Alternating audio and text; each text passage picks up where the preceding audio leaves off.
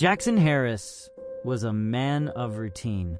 Every morning, he woke at 6:30 a.m., brewed coffee for two, and kissed his wife, Emma, on the forehead before she left for work. Emma, radiant and ambitious, worked as an executive assistant for a high-profile marketing firm. Jackson trusted her implicitly. She was the anchor in his otherwise tumultuous life.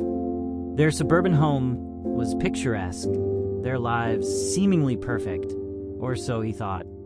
It started with small things. Emma working late more often, texting incessantly with a smile she tried to hide, and an inexplicable new perfume lingering on her clothes. Jackson brushed it off, reasoning that her job demanded these sacrifices. But the growing chasm between them was hard to ignore. One evening, as Emma came home later than usual, Jackson greeted her with a warm smile. "Everything okay?" "Just a lot of work. Deadlines, you know," she replied curtly, pecking his cheek and retreating upstairs. Something felt off, but he convinced himself he was imagining things.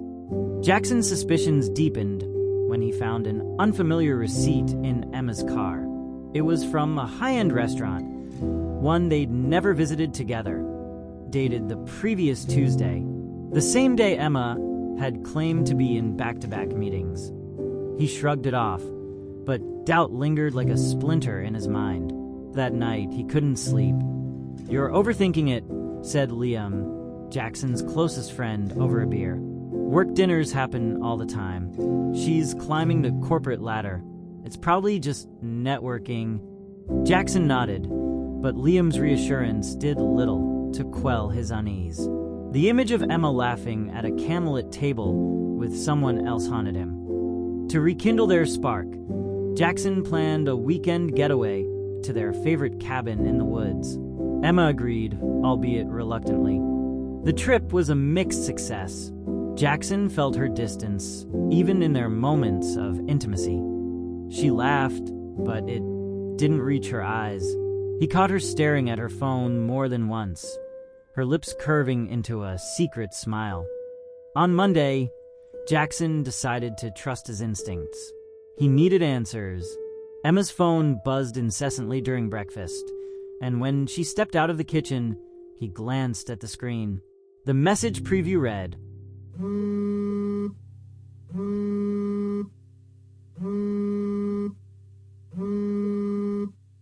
"Looking forward to tonight, E." The sender's name was Mr. Jackson's mind spiraled. Who was Mr.? He considered confronting Emma, but feared the truth would destroy him. Instead, he decided to follow her after work. That evening, Jackson parked a block away from Emma's office. He watched as she exited the building, her usual black blazer replaced by a figure-hugging red dress. His chest tightened when a sleek black car pulled up, and Emma got in without hesitation. The car stopped at a luxurious downtown hotel. Jackson trailed behind on foot, careful to keep his distance. From the hotel's restaurant window, he saw Emma seated across from a man in an expensive suit, her boss, Mark Reynolds. Their body language was unmistakable. The way she leaned toward him, the way he touched her hand across the table. Jackson's worst fears were confirmed. Jackson's fists clenched as he stormed into the restaurant. Emma's face paled when she saw him. Mark raised an eyebrow, feigning innocence. "Care to explain what's going on here?" Jackson demanded. Emma stammered, "It's not what it looks like." "Really? Because it looks like you're on a date with your boss," Jackson spat, his voice rising. The restaurant's patrons watched in stunned silence as Emma tried to explain, but Jackson wasn't listening.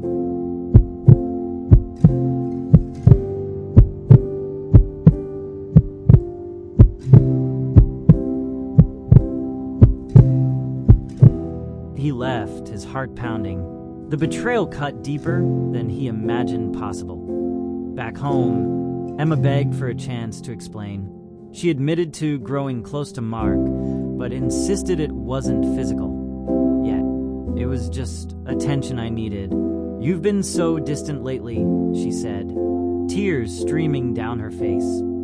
Jackson felt a mix of anger and guilt. Had he really been so blind to her needs? Jackson demanded she cut off all contact with Mark and quit her job. Emma hesitated but ultimately agreed, promising to rebuild their trust. For a few weeks, things seemed better. Emma found a new job and they attended couples therapy.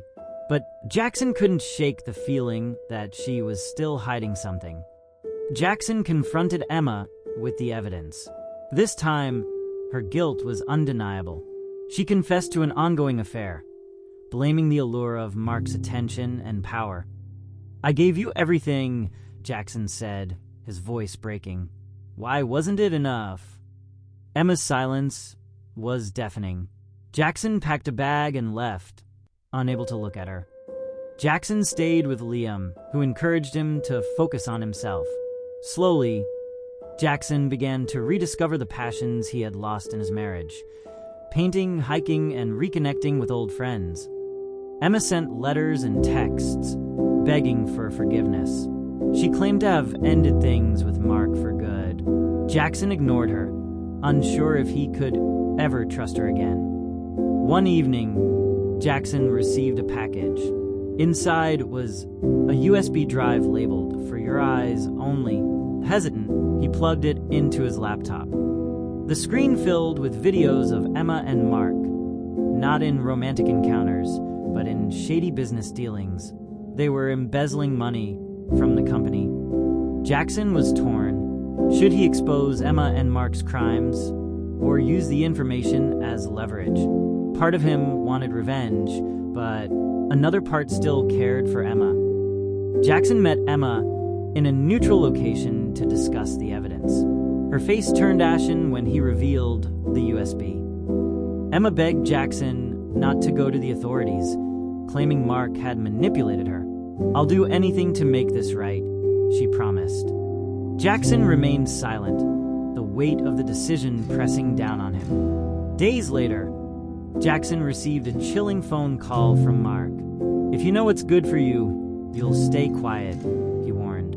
"People who cross me don't fare well." Jackson stood in his living room, staring at the USB drive. His phone buzzed with a text from Emma. "We need to talk. It's about Mark. You're in danger." The sound of shattering glass behind him made him freeze. Turning slowly, he saw a shadowy figure in the doorway. Jackson instinctively ducked as a vase hurtled past him, smashing against the wall. The shadowy figure lunged forward, but Jackson kicked a chair in its path, buying himself a few precious seconds. His mind raced. Was this Mark's doing, or had Emma sent someone to warn him? The intruder tackled Jackson to the ground, but Jackson managed to elbow him in the ribs. A glint of metal caught his eye. The intruder was armed. With adrenaline surging, Jackson grabbed the closest object, a heavy paperweight, and swung it, connecting with the figure's head. The intruder collapsed. Before Jackson could catch his breath, his phone buzzed again. Another text from Emma. "He's coming for you. Don't trust anyone." Jackson looked down at the unconscious figure. In his pocket, he found a crumpled note with a single word: "Run." Jackson grabbed a bag, stuffing it with essentials. He couldn't stay here. The danger was too immediate. As he drove into the night, he kept glancing at his rearview mirror, half expecting another attack. His phone buzzed with an unknown number. "You have 48 hours to deliver the USB, or else..." At a remote motel, Jackson received an unexpected call. The voice was disguised. "I know what you have. Meet me at the old pier tomorrow at midnight. I can help you." Jackson hesitated, but agreed. He needed answers, and this stranger seemed to have them. At the pier, a hooded figure approached Jackson. "You're in over your head," the figure said, handing him a burner phone. "This will keep you safe for now." Before Jackson could ask more, the figure disappeared into the shadows. Emma called him again, her voice trembling. "Mark isn't just a criminal, he's dangerous. He's been watching you, Jackson. Watching us. Jackson's grip on the phone tightened. Why didn't you tell me sooner? Because he said he'd kill you if I did, she confessed.